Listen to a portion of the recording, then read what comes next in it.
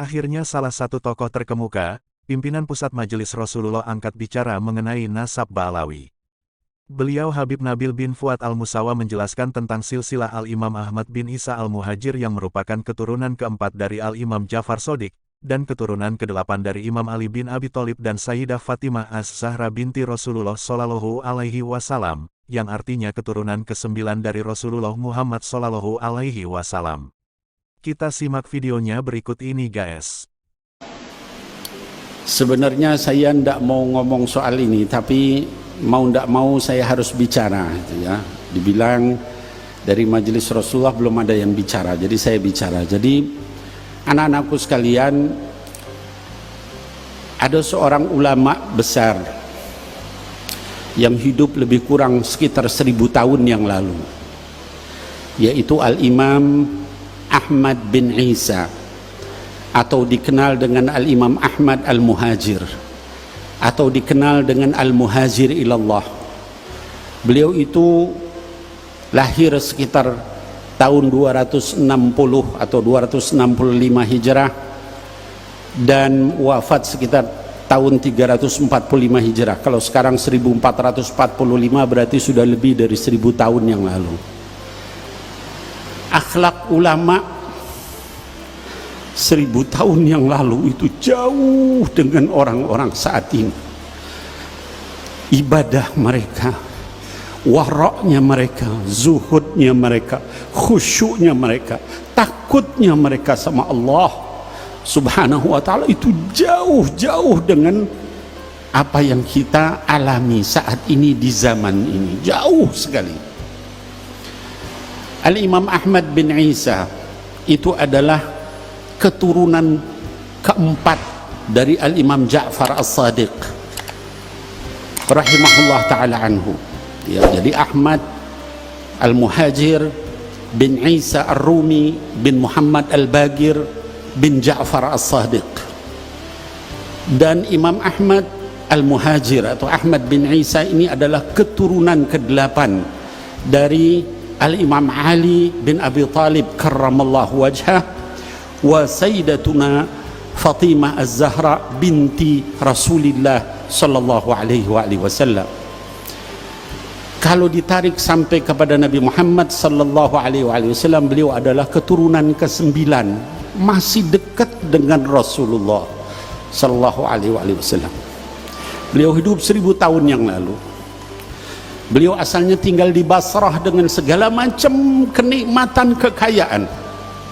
Lalu beliau meninggalkan itu semua untuk dakwah di jalan Allah melalui jalan ribuan kilometer dari Basrah di Irak sampai ke Makkah, ke Madinah dulu, tinggal setahun di Madinah dekat dengan buyut beliau yaitu Nabi Muhammad sallallahu alaihi wasallam. Lalu kemudian beliau ke Mekah, setelah itu untuk haji, lalu melanjutkan perjalanan ribuan kilometer ke Yaman, Dau'an, daerah yang kering jauh dengan Basrah, yang penuh dengan sungai, penuh dengan pohon-pohon, dengan tumbuhan, dengan segala macam. Meninggalkan harta begitu banyak, kebesaran, kekuasaan dan sebagainya yang beliau miliki, hanya untuk dakwah di jalan Allah di negeri yang penuh dengan tandus kering, di Hadramut, di Yaman bagian selatan. Al-Imam Ahmad rahimahullahu ta'ala punya anak namanya Sayyidina Ubaidillah bin Ahmad bin Isa. Sayyidina Ubaidillah punya anak namanya Alwi bin Ubaidillah bin Ahmad bin Isa. Sayyidina Ubaidillah ini menurunkan banyak sekali aulia dan ulama. Salah satunya adalah Al-Imam Umar bin Abdurrahman Al-Attas yang ratibnya dibaca hampir di seluruh dunia. Orang membaca Ratibul Attas itu adalah keturunan dari Al-Imam Ahmad Al-Muhajir rahimahullah ta'ala anhu. Kemudian juga ada Al-Imam Abdullah bin Alawi Al-Haddad yang kitabnya Nasaihud Diniyah wal Wasaya Imaniyah adab suluk al-murid dipelajari di seluruh pesantren, bukan hanya di Indonesia, sampai ke berbagai negara. Ulama-ulama besar. Kemudian dari para ulama-ulama besar ini, nasabnya diakui oleh juga ulama-ulama besar. Sekali berimam Al-Imam Ibnu Hajar Al-Haytami, ahli fikih, ahli hadith, ahli tazkiyatun nafas, fatwanya dipegang di dalam madhab Imam Syafi'i, yang mensahihkan nasab dari Al-Imam Ubaidillah bin Ahmad Al-Muhajir yang anaknya adalah Alwi. Itu disahihkan nasabnya oleh Imam Ibnu Hajar Al-Haytami, disahihkan juga oleh Al-Hafiz As-Sakhawi. Al-Hafiz As-Sakhawi ini adalah ahli hadith. Kalau kita di sekarang orang dibilang hafiz hadis, paling hafiz berapa hadis? Antum ada yang hafiz 10 hadis, 20 hadis, mungkin 40 hadis, Al-Arba'in An-Nawawi.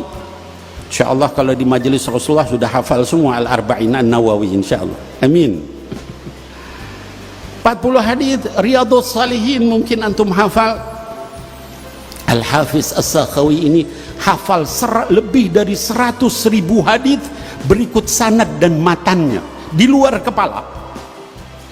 Kalau kita nyebut hadis itu, misalnya Sayyidina Umar ibn al-Khattab, an Umar ibn al-Khattab radhiyallahu an Rasulillah sallallahu alaihi wasallam qala innamal a'mal binniyat. Kita begitu kalau nyebut hadis. Atau an Ibni Abbasin radhiyallahu anhuma an Rasulillah sallallahu alaihi wasallam, ya, Nabi Muhammad SAW bersabda, dari Ibnu Abbas menyatakan, ihfadillah yahfadka, ihfadillah tajid tujahak, dan seterusnya. Itu cara kita ngapal hadis. Kalau ulama-ulama yang disebut hafidh hadis itu membacanya an fulan an fulan an fulan an fulan an fulan an fulan an Rasulillah sallallahu alaihi wasallam. Lebih dari 100.000 hadis berikut sanad dan matannya. Sekali itu mensahihkan nasab Ba'alawi. Masih banyak lagi. Kalau dibilang ulama Nusantara siapa? Ada Syekh Ahmad Zaini Dahlan, mufti besar Makkah Al-Mukarramah, disebut sebagai Al-Imam Al-Haramain, gurunya ulama-ulama Nusantara. Syekhuna Khalil Al-Bangkalani, Syekh Khalil Bangkalan itu muridnya dari Syekh Ahmad Zaini Dahlan.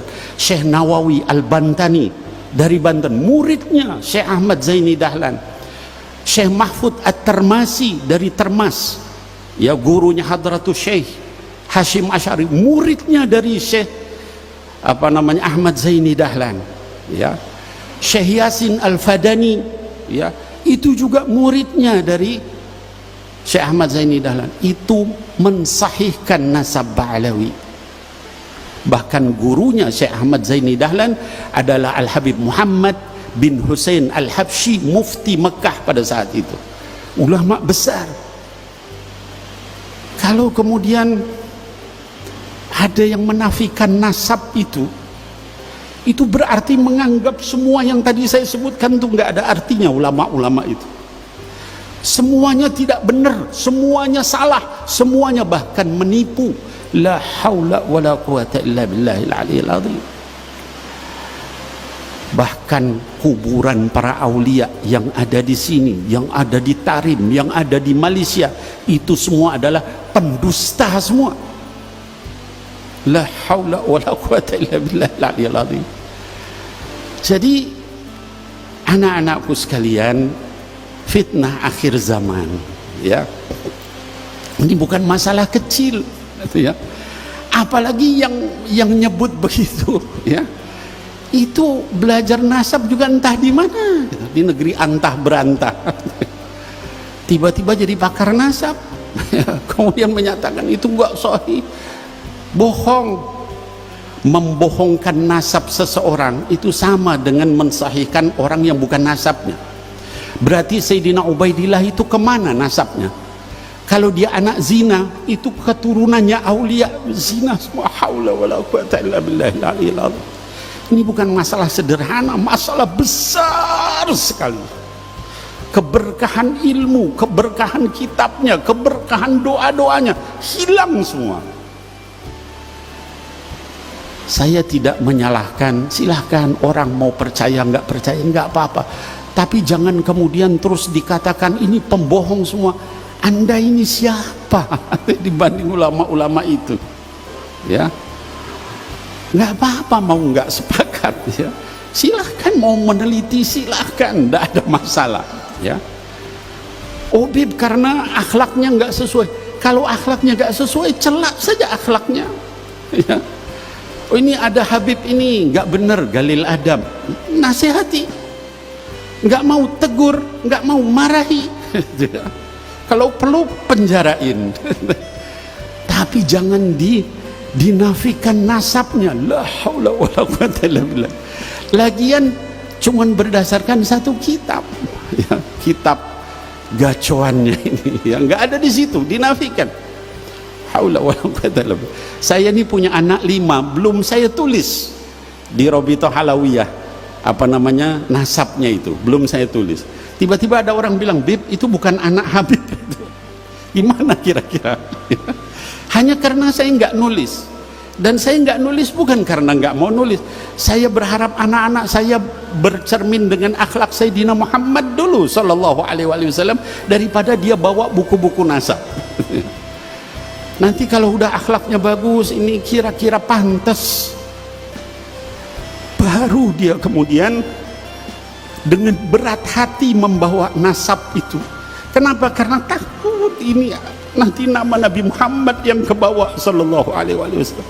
Gimana kalau kita nggak benar, kalau kita ngaco, kalau kita salah, kalau kita maksiat, kalau kita mungkarat.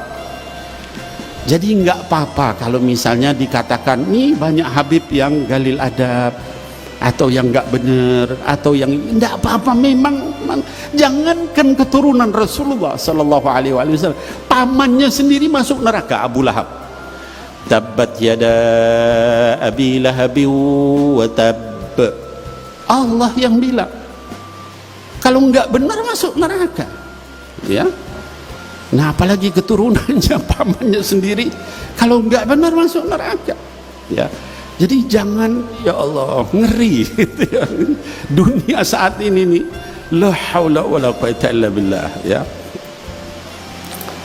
Nah, anak-anakku sekalian, hadirin wal hadirat, kami di majelis Rasulullah ini seringkali orang bilang, Bib, itu kan masalah kecil, biarin.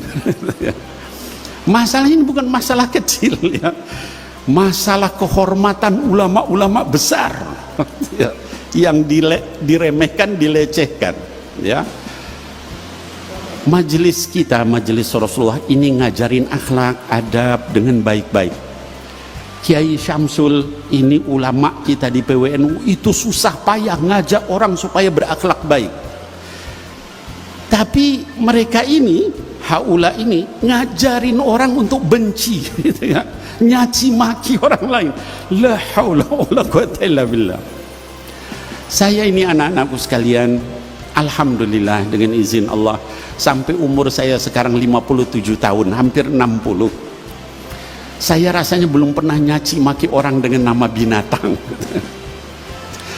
Tapi sekarang di Instagram saya, di Facebook saya, orang menyatakan, hei keturunan anjing, hei keturunan babi, kata begitu.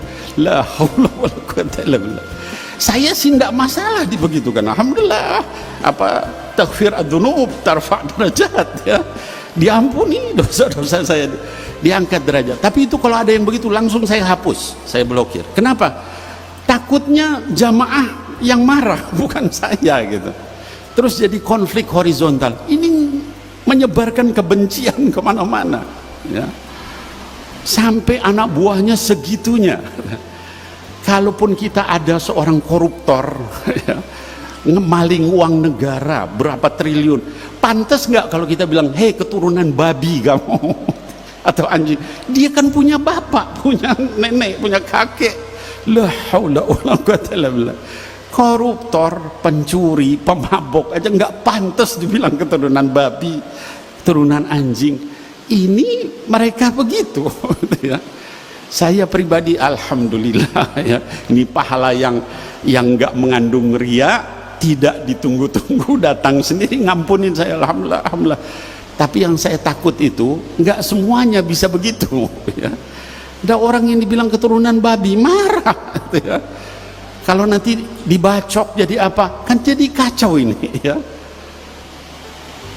Terus kemudian dilaporkan, ini pembohong Robito ya. Mau dilaporkan ke polisi, berarti ini bukan orang ikhlas mencari ilmu ini ya. Memang ada pesanan di belakang itu untuk menghancurkan umat Islam ya. Jadi ala kulli hal, ini akhir zaman. Saya ini sebenarnya nggak mau ngomong begini gitu ya. Udahlah biarin saya bilang. Tapi orang pada bilang, Bib, kenapa di majelis Rasulullah nggak dijelasin soal begini? Ya, saya nyampaikan begini juga nanti diputar lagi sama mereka itu ya, dibulak-balik ya. Jadi saran saya nggak usah didengerin yang begitu. Itu ngotorin hati, nyakitin hati. Bandingkan ulama 1000 tahun yang lalu dengan sekarang. Mereka difitnah, mereka pembohong. La haula wala quwwata illa billah. Orang di zaman itu tuh, kalau misalnya dia nemu sorban di jalan, nggak berani dia ambil, dia cari sampai ketemu orangnya walaupun bertahun-tahun. Itu orang zaman itu dibilang malsu nasab. La haula wala quwwata illa billah. Wa ulama yang tadi saya sebutkan segitu banyak, berarti semuanya bahlul gitu. Nggak ngerti nasab. Haji. Dan nasab Ba'alawi itu disahihkan oleh semua lembaga nasab di dunia kecuali mereka ini ya. Tiba-tiba nongol aja, ngol kayak ongol-ongol terus wah mengkader segala macam. Dari mana itu uangnya bisa mengkader begitu ya, sebarkan di televisi di mana ya. Yang jadi korban bukan habaib aja, ini Kiai Syamsul jadi korban juga beliau ya. Bahkan Rois Am PBNU Kiai Miftahul Akhyar dicaci maki sama mereka ya. Kemudian juga Gus Yahya ketum PBNU dicaci maki, ganti katanya ya. Ini khawarij yang begini nih ya. Jadi anak-anakku sekalian, jangan didengarkan, jangan diikuti ya. Fitnah akhir zaman. Kita lebih taslim kepada para ulama-ulama yang menghafal itu sampai lebih dari 100.000 hadis itu betul-betul mereka mutqin, bukan hafidhul Quran, hafidhul hadis, lebih dari 100.000 hadis ya. Ulama-ulama Nusantara yang sejak dulu yang luar biasa keilmuannya ya, dibanding orang yang ya begitulah ya. Kita doakan mudah-mudahan mereka dapat hidayah, amin ya Allah ya rabbal alamin, diberikan taufik oleh Allah subhanahu wa ta'ala, amin ya Allah ya rabbal alamin. Jangan dibalas dengan keburukan, kita doakan semoga mereka mendapatkan taufik wal hidayah oleh Allah subhanahu wa ta'ala, amin ya Allah ya rabbal alamin. Hadirin wal hadirat, kita masih ada tamu juga, masih ada Ustadz Ridha. Nah, kita berikan kesempatan, saya nggak panjang lebar. Wal afu minkum, billahi taufiq wal hidayah. Assalamualaikum warahmatullahi wabarakatuh. Terima kasih guys telah mendukung kami dengan memberikan like, subscribe, komen, and share. Itu semua gratis, tidak merugikan. Dan kami akan terus berkarya memberikan informasi yang bermanfaat untuk kita semua.